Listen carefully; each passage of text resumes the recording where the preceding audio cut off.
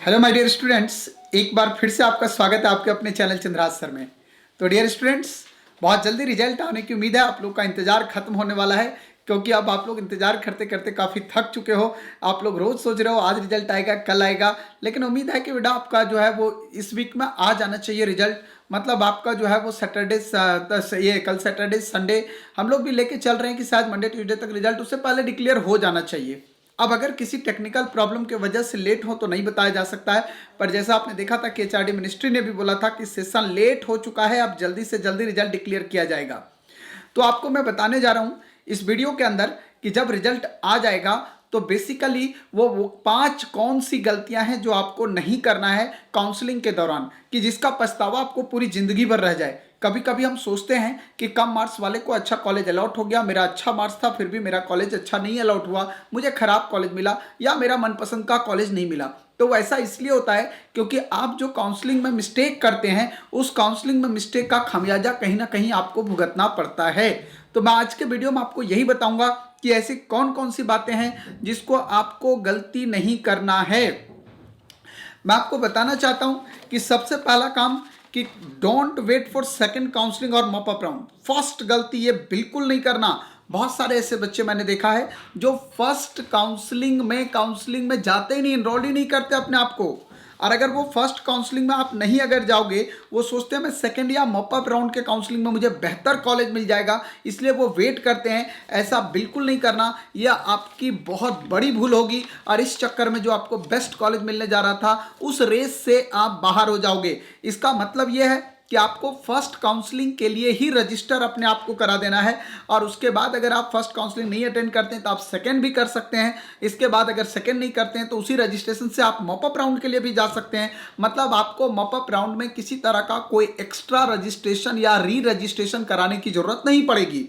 अगर आपने एक बार करा दिया ऑल इंडिया कोटे से तो आप उसी से सेकंड में भी जाएंगे, सेकंड से आप मॉपअप में भी जाएंगे। हाँ, स्टेट में आपको स्टेट 1, स्टेट 2 और स्टेट 3 कराना पड़ेगा। मतलब अगर स्टेट का अगर फर्स्ट काउंसलिंग कराया तो ऑटोमेटिक आप सेकंड के लिए भी एलिजिबल होंगे और थर्ड के लिए भी, मतलब मॉपअप राउंड के लिए भी एलिजिबल होंगे।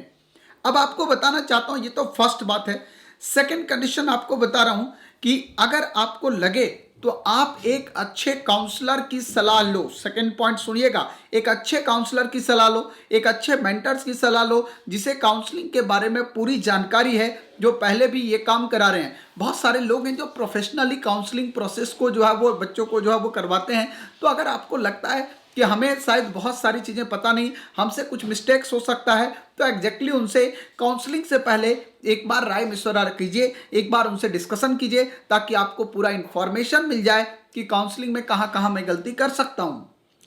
तीसरा कंडीशन आपको बताना चाहूँगा, ये भी अपने आप में एक इम्पॉर्टेंट है कि अगर आप फॉरेन में कहीं जाना चाहते हो, किसी फॉरेन में काउंसलिंग अगर आप कराना चाहते हो मेडिकल कॉलेज में, तो वहां जाने से पहले आप उनके बारे में पूरी डिटेल इंफॉर्मेशन लें। अगर आप बांग्लादेश में एडमिशन ले रहे हैं तो बांग्लादेश की कौन से मेडिकल कॉलेज में आप जा रहे हैं, उसका एफिलिएशन कहां से है, उसमें सीट कितना है, क्या सीट के अंदर मुझे मिल रहा है या बाहर मिल रहा है, एनआरआई कोटा कितना है।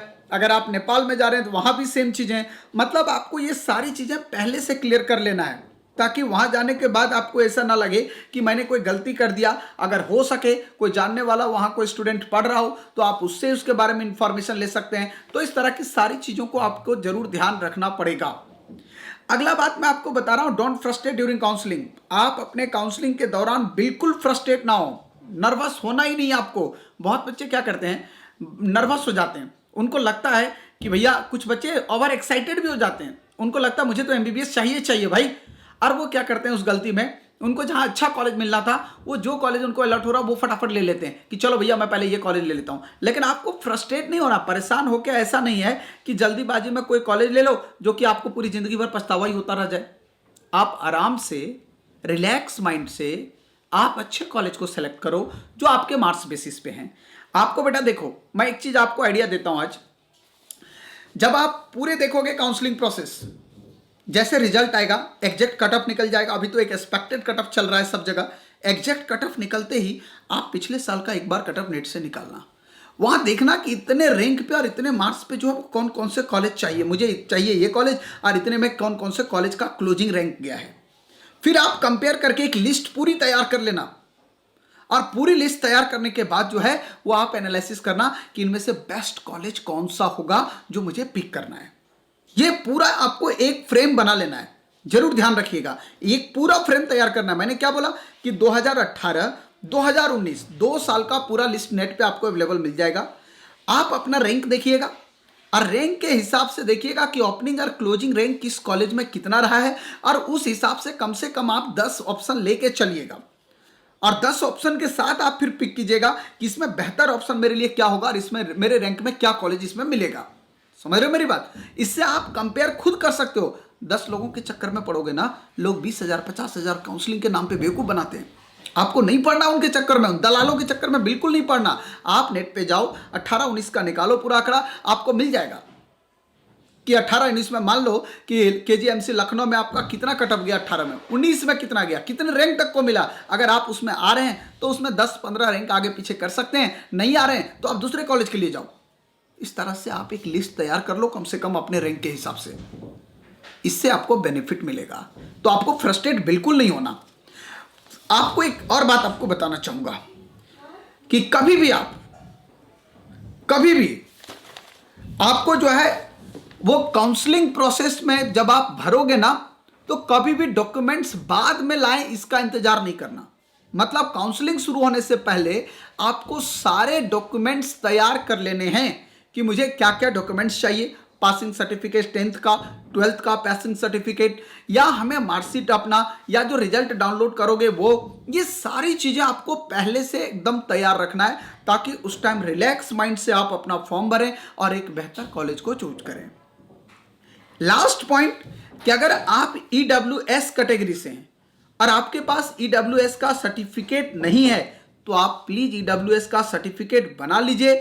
और EWS का जो सर्टिफिकेट है वो करंट डेट का होना चाहिए, 6 महीने के अंदर अंदर का सर्टिफिकेट हो, इससे बाहर का सर्टिफिकेट ना हो। कभी कभी प्रॉब्लम होती है क्योंकि हर साल आपकी इनकम जो है एनुअली वो चेंज होती रहती है, एनुअल चेंज होता है तो सर्टिफिकेट का इसमें जो क्राइटेरिया वो भी चेंज होता है। इसलिए आप करंट EWS का सर्टिफिकेट बना के रखो क्योंकि लॉकडाउन चल रहा है, बनने में हो सकता है परेशानी हो, इसलिए पहले से इन चीजों के लिए आपको तैयार रखना है ताकि आपको किसी तरह की कोई परेशानी ना हो।